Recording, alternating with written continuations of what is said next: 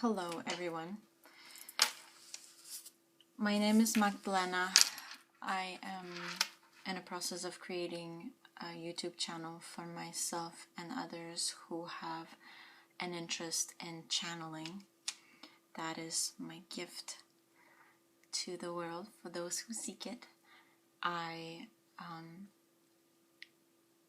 talk about many different spiritual subjects and concepts.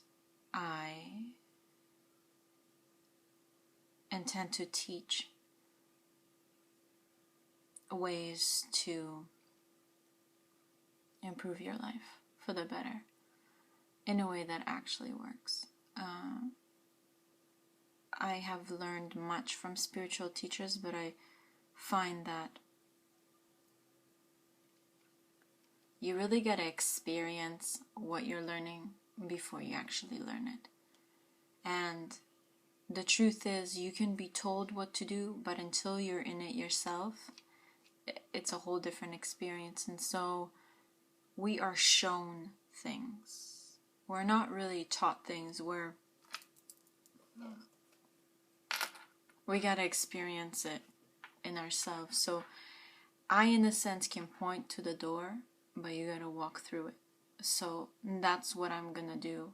In my videos, I'm gonna point to the doors with the assistance of my master guide and many beings of light who I channel. And I intend to help those who are seeking this kind of help and assistance.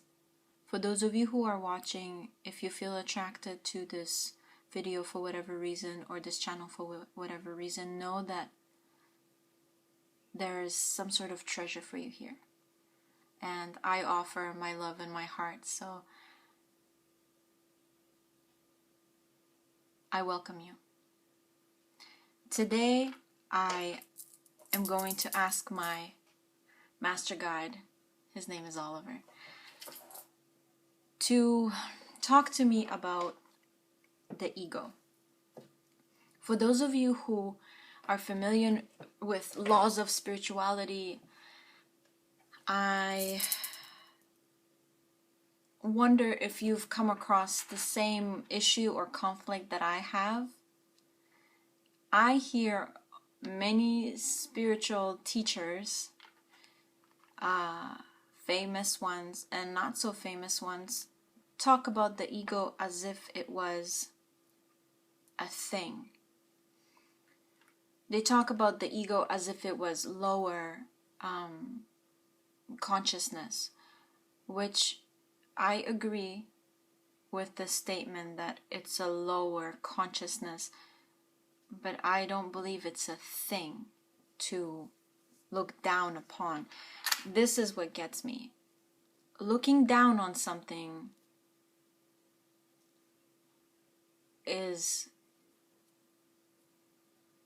it just feels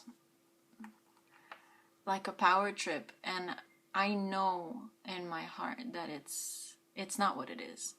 When you look down on someone or something, or even yourself, your own ego, I feel affected because I am the ego. I'm not enlightened, and neither are these spiritual teachers. They have great presence and consciousness, and they have come across wisdoms that most average person has not encountered yet. But they themselves are not enlightened, therefore they have an ego. To be enlightened is to transcend the ego. Once you transcend the ego, you're enlightened. And then you have the choice of not reincarnating into earth life, because once you transcend the ego, you have transcended every energy on planet Earth that affects you. And once you transcend it, meaning you're no longer affected by this, you have learned how to love this part of you, within yourself, and then you move on to the higher realms, to the next level of growth. As long as we have the ego,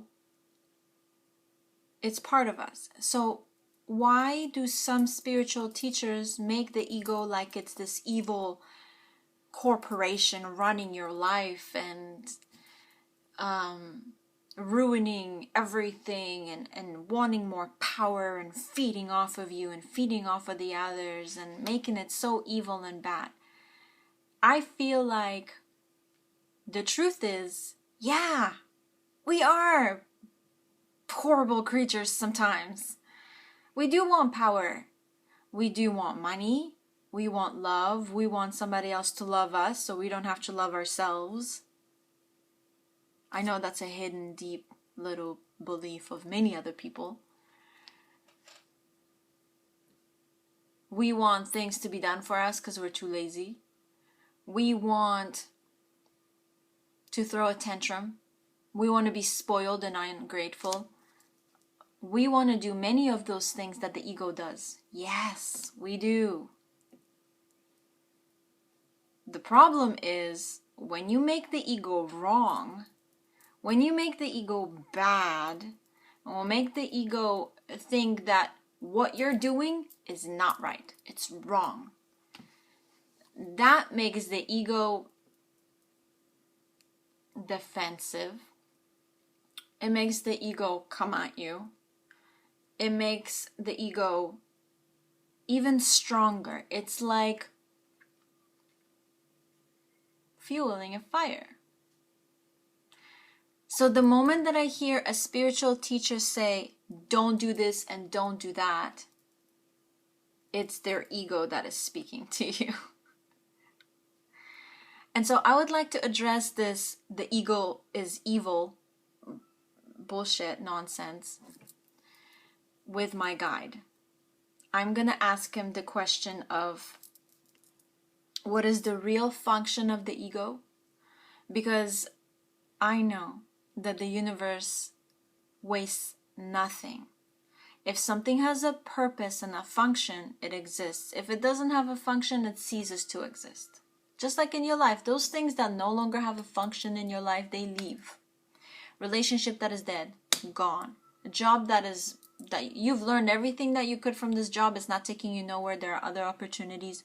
And when you finally let go of that job, you realize that, oh my God, if I knew that it's going to be so great here, I would have left a long time ago. Same with a bad relationship. It's like, oh, well, but I don't want to be lonely. What if I can't afford to be on my own? Or what are people going to think? We've been married for 17 years. I don't want to leave. Our kids are here. But when you do, and you find that person that you've been really longing for, and your kids support you, and your husband falls in, or your ex-husband falls in love, and then you're like, oh my God, if I knew that things were going to be this great, I would have left 5 years ago. Right? Okay, when a function is done, you feel it. When the universe feels that something has no function anymore, it dissolves. But we have the ego. What does that mean? That means that we somehow are being served by it. Our ego serves us. And anything that serves me, I would like to honor. If my ego is serving me, I'd like to understand that. I have this, and this is probably an egotistical need, and that's okay. I'm going to run with that. I feel that this energy, the ego is bad, the ego is bad, the ego is bad, watch out for it, it's going to get you.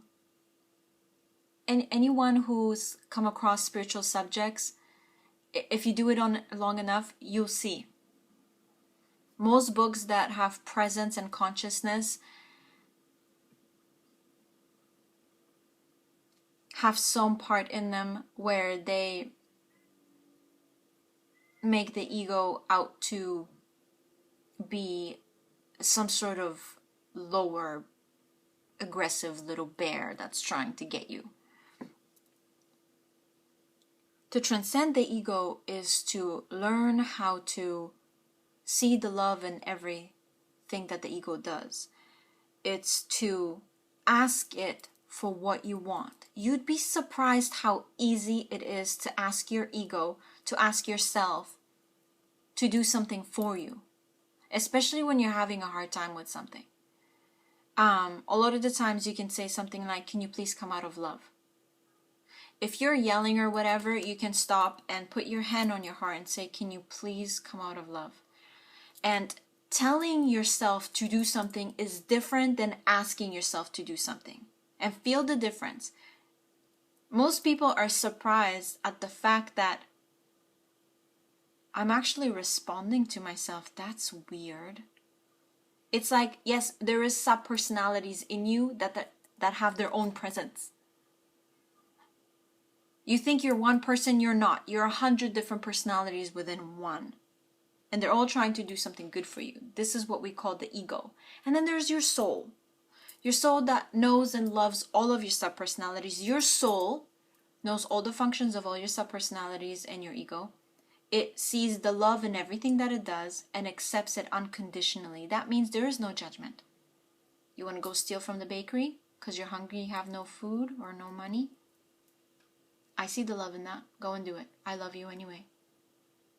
Okay, now, your soul, after you have this bun and you feel bad or whatever, or you wonder how you're going to get your next bun, your soul might whisper, wouldn't it be fun to go and apply at that bakery and see if you can get a job there? Wouldn't it be fun to go to a job fair? Wouldn't it be cool to maybe call that person that maybe owed you that money? Your soul is the one that whispers better solutions to what you're going through. Now, the ego will serve you when it needs to. And the ego will continue to function. However, I'm tired of hearing others talk about the ego as if it was the root of all evil. And I know people will disagree with me. I know that there are people out there who believe this with their hearts or their minds or their ego. Because in your heart there's only love. They believe that the ego is to be forced into obedience, and it's to do the right thing every time, and it's to be the good person you're supposed to be, and da-da-da-da, and so on and so forth. And I know because I do this myself. I catch myself though, especially lately. So this is a great subject for me to address. The ego is a function of the self. And I'd like to address the bullshit energy that is going around the earth, saying how the ego is just, I've said it already. So I've exhausted my egotistical speech about this. Now that I've satisfied that craving, I pat myself on the back and I tell my ego, good job, thank you. Because now I feel good. I feel like I got something off my chest, and I feel that there are other people out there like me going through the same thing, and they would like some answers. So now I'm gonna call my guide, and you get to see the magic of channeling. You get to see my thought processes and my ranting and my question and my energy.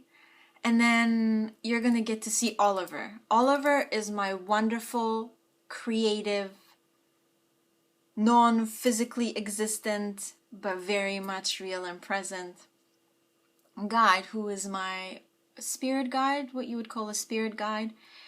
And he is this everlasting, supportive, joyful presence that guides me on any and every subject I can think of. And he is like, apart from my soulmate, he's like the love of my life. He is this unconditionally supportive,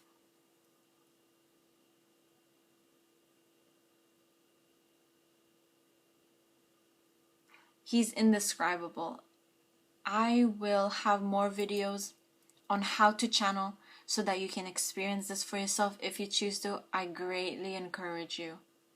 I have a video that talks about what channeling is.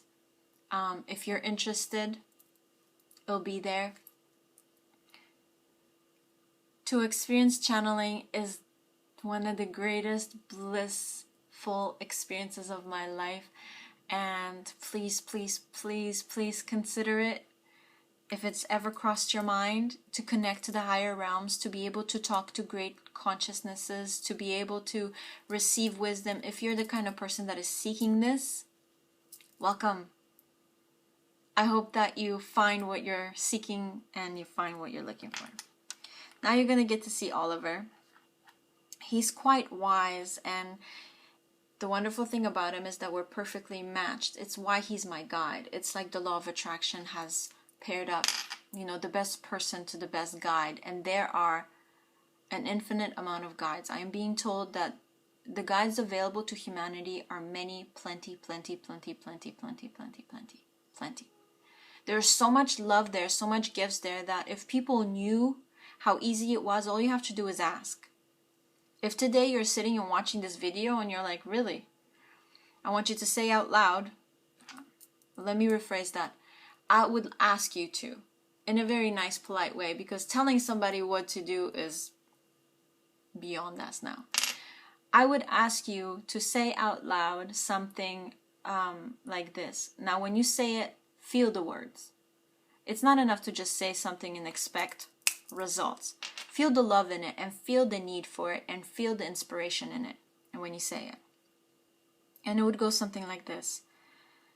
I ask the universe, the all that is, God, Christ, whatever you think is up there for now, or if you've got some spiritual background or experience or knowledge, you ask whatever then too. You would say something like, I would like to receive more information, or more wisdom, or more experiences on the subject of channeling. I would like to be matched up with a guide in the future. I would like to perhaps meet my guide, or I would like to see if the higher realms are real, and they are real. Everything you've ever heard of about heaven and angels and all that is positive, it's there, it's real. In fact, it's so tangible that you can feel it. A lot of the times you'll have physical sensations. Now, if you can get over the fear, like, oh my God, what is this girl talking about? And you can experience it for yourself, you'll never go back. You will never go back to your regular life with doubts and fears. This will be your new life, your new path. You will be blown away by how much is available to you. The beings of light love humanity. And they love humanity because we are God's creation. Why are we God's creation? Because the universe wants to experience itself through physicality.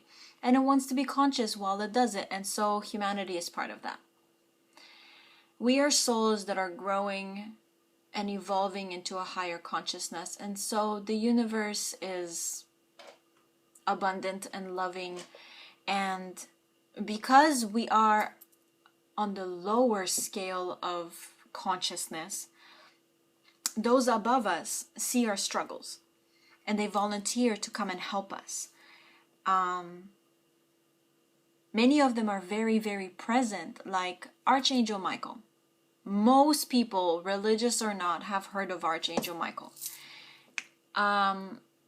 Most people have heard of Jesus. Most people have heard of Buddha.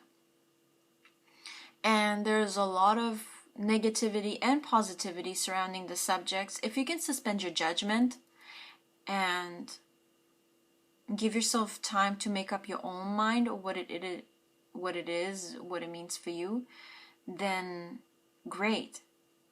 Then you would honor yourself in a great way. Because consciousness, whether it has a name or not, is the same. It has evolution for you, and at the end of the day, You want to feel like you are making progress in whatever it is you're doing. The higher realms offer a great amount of consciousness.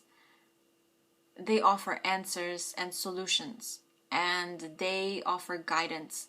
And they're like me, where I intend to point the door, what I said earlier. They point doors. A guide will, you ask a guide a question, should I leave this relationship? And a guide will say, if you stay, this will happen. Or, why are you with this person that you're not really enjoying your life with? Or a guide might say, it would be for your best interest to go ahead and leave. And you will. It's just a matter of time before you leave. And you don't have to do it today. You don't have to do it tomorrow. But eventually you will leave and you will meet a wonderful person. And he's going to look like this, this, and this. And with him, you'll find what you're looking for. So a guide can give you so many wonderful solutions to what you're seeking. And he can open the doors wide. Now, guides are not like... It would be a false representation of a guide to say they're like psychics, they're going to predict your future and they're going to point you in the right direction. No. That's a cheap way of solving your problem. And that is not to insult psychics. Psychics are a great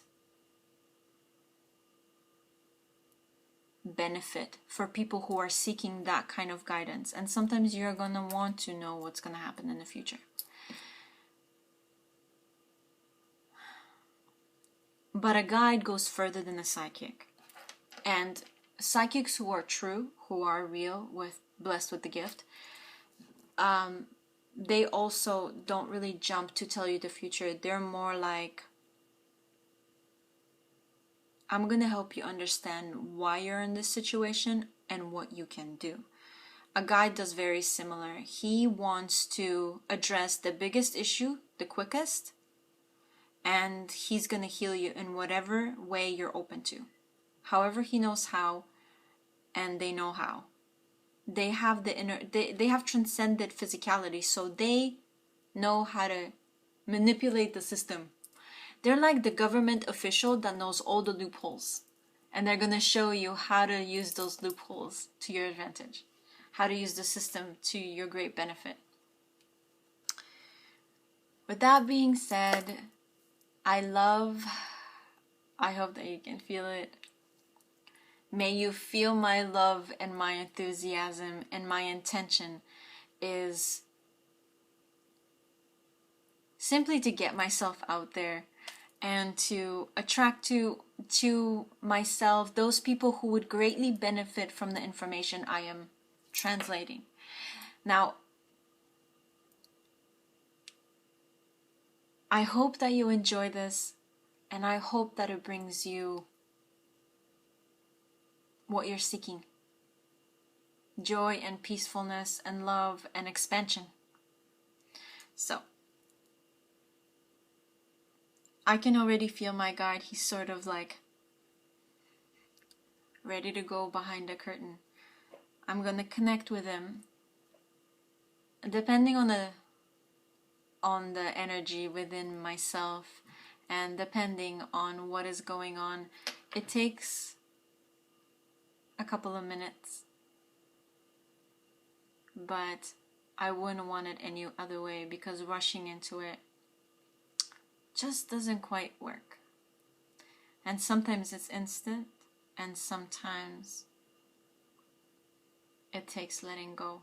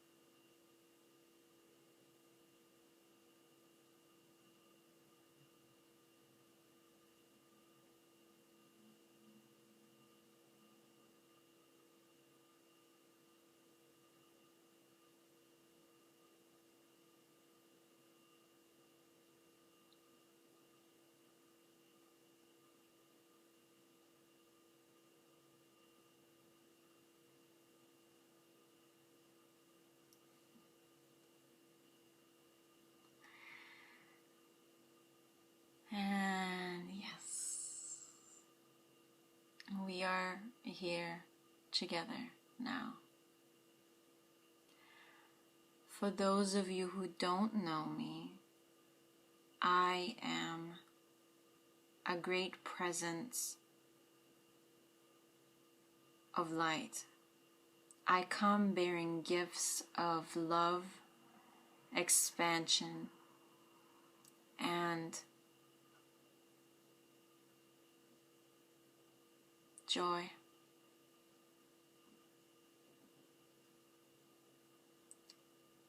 That is what you're seeking on the inside. Joy in everything. In everything. Knowing that all is well and that no matter what, you are loved. That you are your own self and nothing can break you.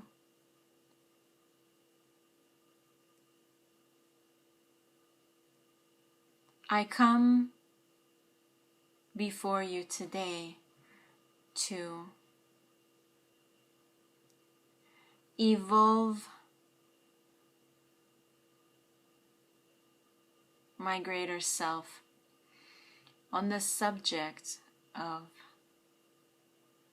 the wonderful ego, as you call it.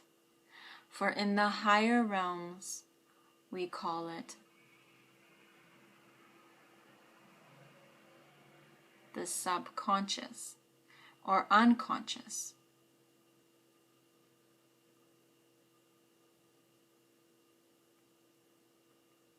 And everything that entails.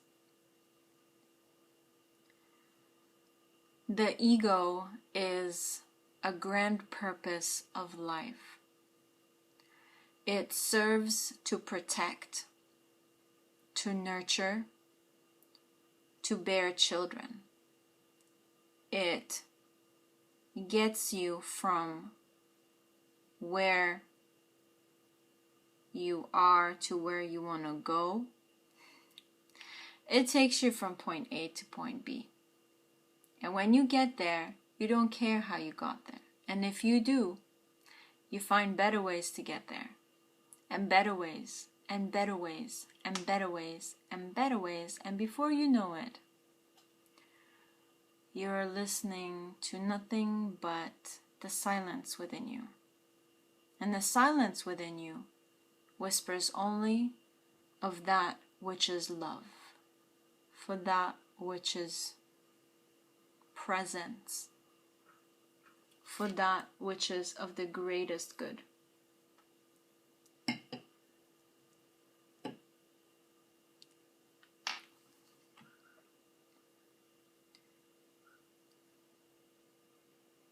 The ego functions as part of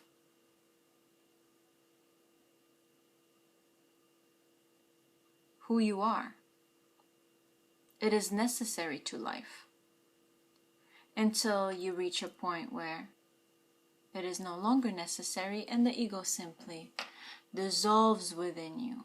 But until then, until that faithful day sometime in the future, you are here, dependent on the ego. So, what can you do? What you cannot do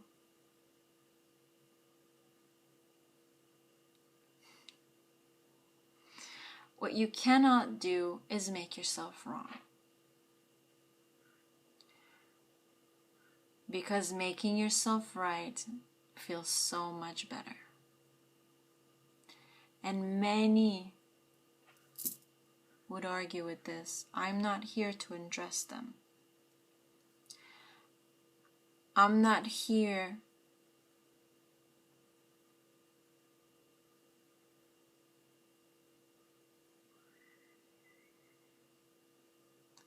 if you like to make yourself wrong, I will talk to you for a moment. Because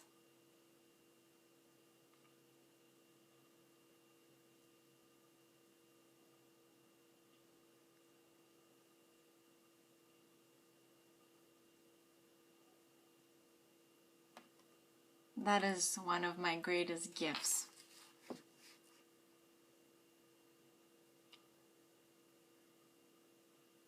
I would like to focus on how wonderful the ego is. But I feel that if we simply move on, then we're skipping a step. So let's go back and say that when you make yourself wrong, you fail to see the love in what the ego did for you. And when you fail to see the love, you move further away from your soul and your presence and your consciousness and who you really are. And there is a guidance system within you. Yes, there is. There is a gauge, a meter, like on a car, to see how fast you're going. The faster you go away from your ego, the more red the gauge becomes. And when the gauge becomes red, or you go faster away from your ego, you feel like shit.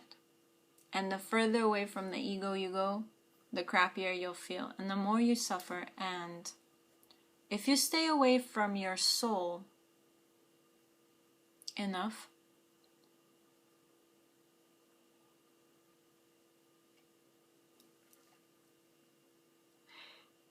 you will encounter more and more suffering. And when you encounter more and more suffering, this turns into a bigger and grander ordeal every day. So this turns into physical manifestations of diseases of small kind or big kind. It turns into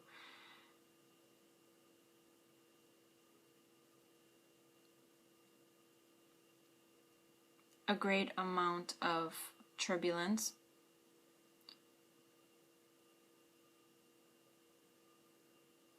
obesity, loss of self-value, depression, addiction, probably the number one, self-evaluation of the negative kind, and so on and so forth. The further away you are from your soul, the worse you'll feel. The closer you are to your soul, the better you feel. Period. Whether it's logical or not, whether somebody else is doing the same thing and experiencing different feelings, doesn't matter. Whether the people around you are telling you, no, don't do that, that's not going to feel good. Whether your mind is telling you, do this, do that. Here's the key. Think about what you want to do and see how you feel about it. If you don't feel that good, don't bother. Ask yourself instead what would feel good.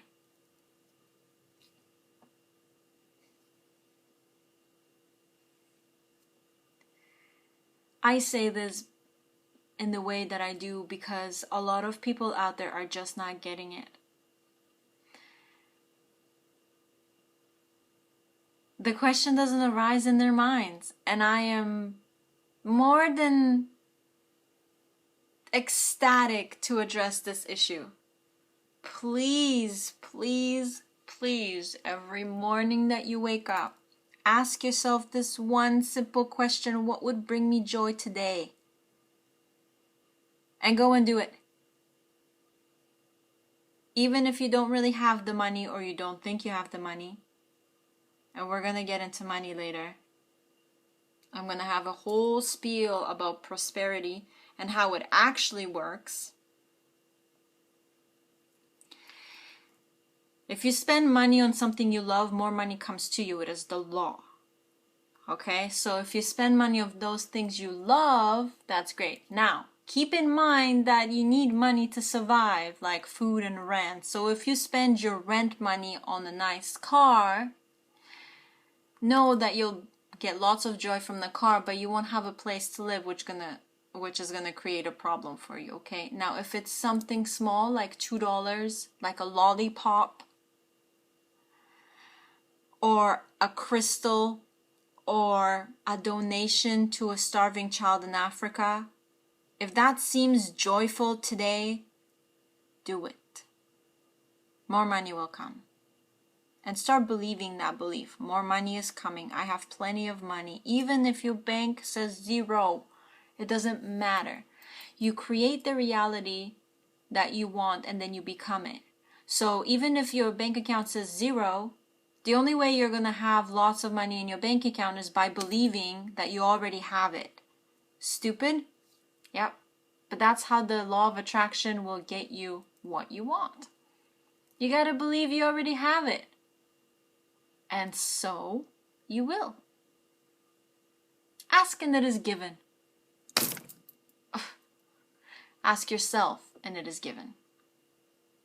Dear self, I want plenty of money. Give it to me. I don't care how it comes, I just want it. That's it. Moving on. If joyfulness means dancing, who cares if somebody is in the house? Who cares if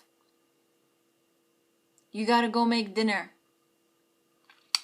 Or you gotta finish work? If the most joyful thing right this moment seems like something out of the ordinary or something that you're not doing right this minute, just let go of what you're doing. Thank yourself for doing, pat yourself in the back like this. Thank you. Or put your hand on your heart and go, thank you, self, for finishing this work. I would like to go dance now. And then see what happens. If you get up and go dance, that's awesome. If you don't quite get up yet, now remember to ask yourself gently. Don't tell yourself what to do. And always thank yourself for doing something that you are done with. Okay? Joy is what brings you everything you want in life and more. And a lot of people will argue with me and say, I can't be joyful. I have to go to work. And to that person, I would say, how happy are you overall in your life from a scale of 1 to 10? Say they tell me an 8. And I nod and I say, okay. What if I told you that in 3 months or in 6 months or in 1 year, you can have the most amazing career you could not even think of in your mind, where you love what you do to such a degree that you jump for joy every single day and it never feels like work because all of your heart, soul, and mind and all of your energy, enthusiasm, and excitement is in it. So it never feels like work and it brings you an enormous amount of money. What if I told you that all the problems that you have now will be solved? You'll have new problems, new fun problems about this new joyful experience that you're having. But all the problems you're having now, no matter how big they are, even if you're depressed, even if you're scared shitless of a decision you have to make, or, yeah, I'm talking to you. I'm talking to you.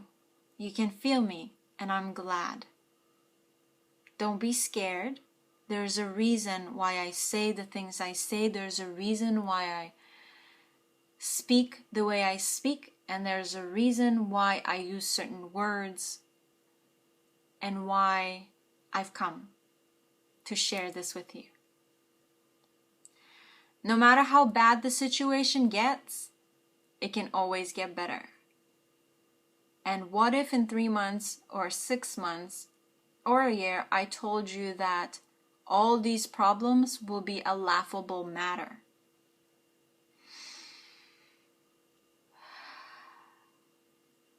What if in 3 months you were full-fledged in love with your soulmate, the love of your life, the one that you've been waiting for all of your life, even though you've had wonderful relationships, or you might be in a wonderful relationship now. What if I told you that all of that would dissolve and your soulmate, the one that is identically like you, that loves you tremendously in a way you've never experienced, and the joy and the bliss that occurs is beyond your mind, and you are grateful and thankful every day, and you cry about it, telling this person, I love everything about you, this is insane, I could not tell people enough how this is, like, you exist. The person you are dreaming of in your heart, deep down inside at night when you think about your life, this person is there. They actually exist. Why? Because you have the desire for them. And this universal law that we have going on here says, if you have the desire for it, then you are able to acquire it.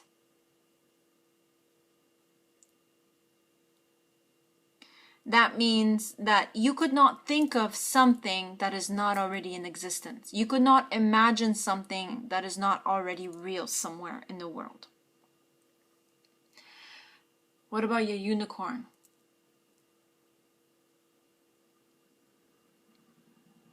Unicorns exist everywhere. In paintings, in movies, in your imagination. But are they physically real? No. No. It's something that a human being made up because they saw something and wanted it on something else.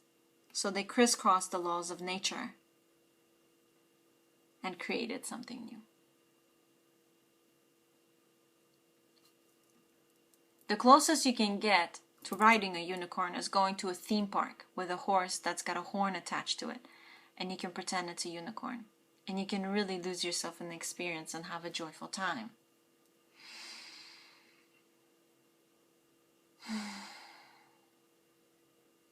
A horse has no function for a horn, and so it ceases to exist. The universe is efficient, and she is the master of manifestation. And so you see, only those things that have a purpose exist. And a soulmate is out there. It is out there. Because it has a purpose. It has a function. And that's why more and more people are craving soulmates. People don't necessarily want to be with someone for the rest of their lives like their grandparents were. People are now looking for quality over quantity. That means the period of time that they're with someone is not so important. We are letting go of that concept. And Earth is moving forward in multi-relationship identity and reality. And so you will have gay and lesbian marriages that fall apart very quickly. You will have threesomes, and you will have sexuality be something a lot more open. You will have different parents to different children. You will have many open relationships. Humanity is exploring this subject to the fullest now. And people are asking themselves, what is it that I really want? I want a deep, intimate connection with someone who gets me. But I also want to be independent. I want to be my own person too. I want to go out with the girls and have a good time and then come back to my house and make love with someone who can connect with me.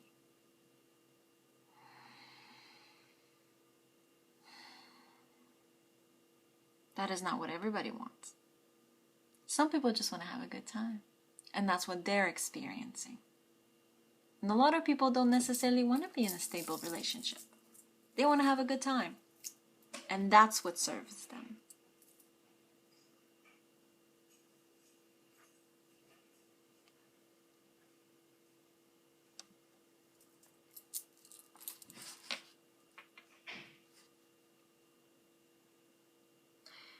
If I told you that you can have all of those things, and they're better than you could have ever imagined, how do you feel about your happiness scale now?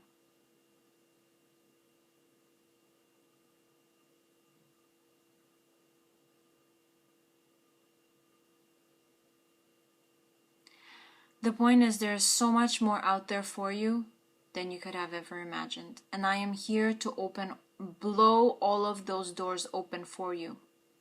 Relentlessly. My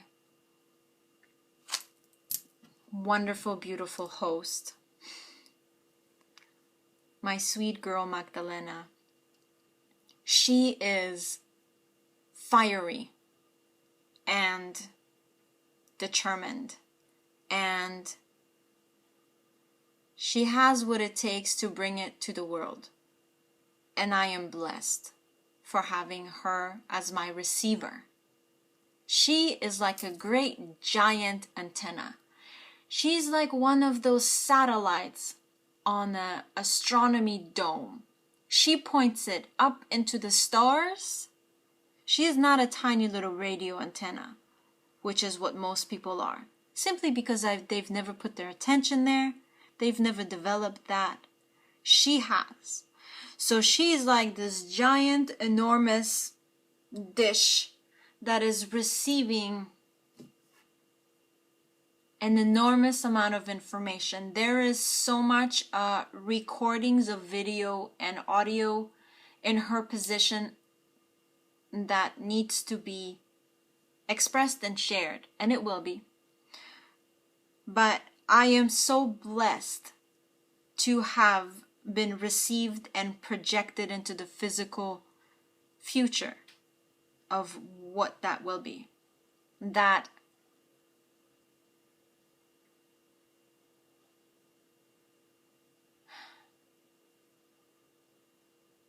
there's not quite too many words that can describe that.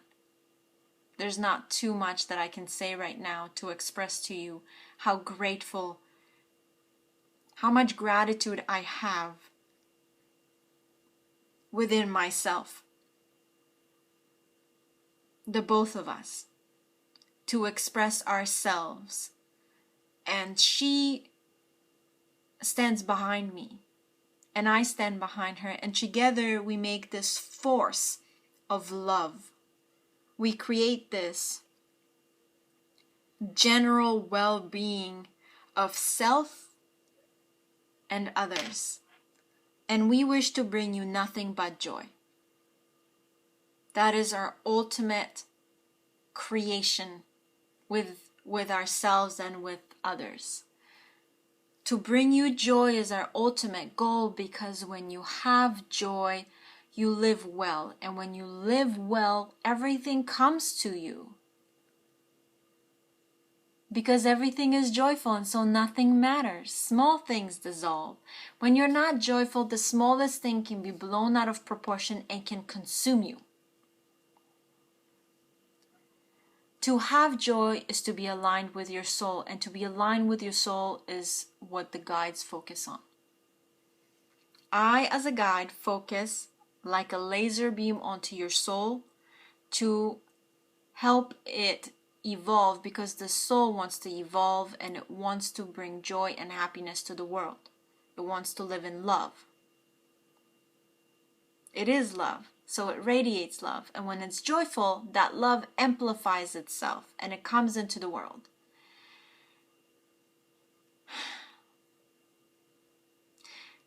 When you do this, it makes you immune. It makes you immune to other people's problems. It makes you immune to other people's conditions. It makes you immune to your own conditions. You can laugh about your problems. You can solve them in the easiest, most effortless way because you're happy. You're bouncy. You're da-da-da-da-da-da-da. Nothing can get me right now. And even if it tried, I'd be like, nah, fly buzzing, go away. When you're joyful, everything becomes precious. Everything becomes silly and wonderful, and all energies around you are transformed. When you're joyful and you're glowing love, you become this very high frequency.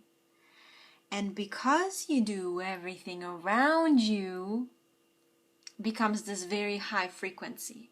It's like you gravitate love to yourself. You gravitate the soulmate you've always wanted. You gravitate that perfect, joyous, lovely job that you've been dreaming about.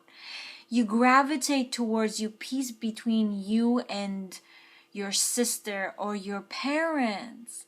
You gravitate to you wonderful people who are walking down the street and they're strangers and they say something funny, or this opportunity you've been looking for suddenly falls into your lap. Are you kidding? What a coincidence.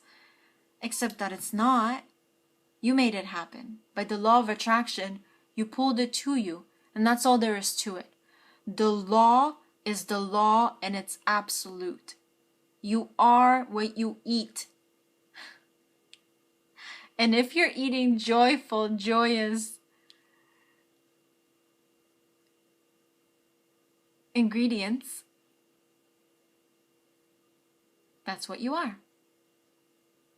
You're the joyful, happy human being who is oblivious to the sorrows of the world. And why would I want to do that? Why can't I be conscious to the sorrows of the world? Because the more you focus on the sorrows of the world, the more you become it. It's like this great ugly consciousness is out there, and if you focus your mind to it, it takes you there, and then you resonate with that consciousness. Wouldn't you rather be the joyous, loving consciousness and have joyful consciousnesses gravitate towards you? Haven't you ever been that person at the supermarket that cracks a joke at the lineup, making everybody else laugh? Would you rather focus on the crackhead that's in front of you that's talking to themselves? How would that make you feel? How do you think that the world really changes? If you want to be the person that changes the world, how do you think that it actually happens? Do you think that you go out there and start protesting and start yelling at the bad thing and telling it how bad it is? Or do you come back home and close your consciousness in on it and let everybody else in the neighborhood become joyful and happy and close their consciousnesses on it? And because that big thing doesn't have a focus on it anymore, it becomes small. It doesn't have that attention that it feeds on, that negativity. Now all the neighbors are so joyful that they no longer see the negativity on it, and they go out there and together they fix it. Together they hold hands, they chant kumbaya, and suddenly this problem isn't a problem anymore because everybody's joyful and everybody put their hands together. That's it. That's all there is to it. And this formula will work for you every single time.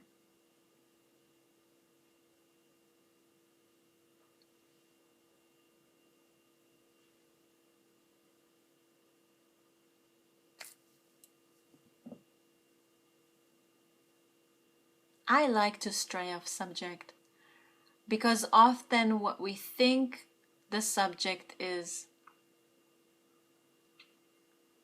not really what it's all about. And so